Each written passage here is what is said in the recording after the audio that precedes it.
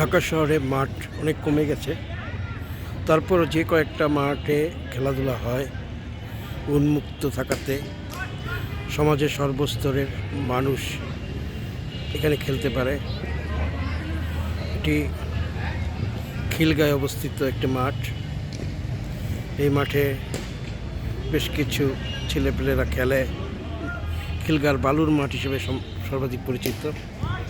কেউ ক্রিকেট খেলছে, কেউ ফুটবল খেলছে, পথচারীরা আবার এপার থেকে ওপারে যাচ্ছে, কেউ আবার হাঁটছে তো হাঁটছেই।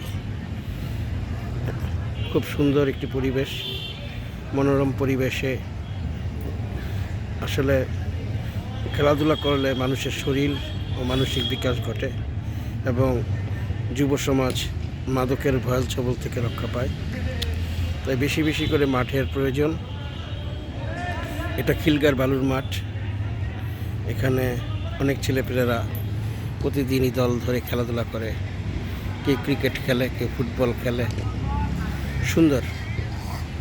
আসলে মানুষের বিনোদনের মাধ্যম হচ্ছে খেলাধুলা। লেখাপড়ার পাশাপাশি আপনার শিশুকে মাঠে পাঠান, খেলাধুলা করবে, সে তার জন্য শরীর সুস্থ থাকবে, পাশাপাশি তার মনও ভালো থাকবে এবং সে কোনো অসামাজিক কার্যক্রমে সে শিখতে হবে না। তাই আমি বলবো যে যারা গার্ডিয়ান রয়েছেন তারা এ ব্যাপারটা সচেতন হবেন। ফুটবল, ক্রিকেট সমস্ত খেলাধুলায় উৎসাহ বাড়বে এবং হয়তো বা এখান থেকেও কোনো একটা প্লেয়ার একদিন বেরিয়ে আসবে, যেটা আমাদের বাংলাদেশের জন্য গৌরব নিয়ে আসবে। ধন্যবাদ সকলকে।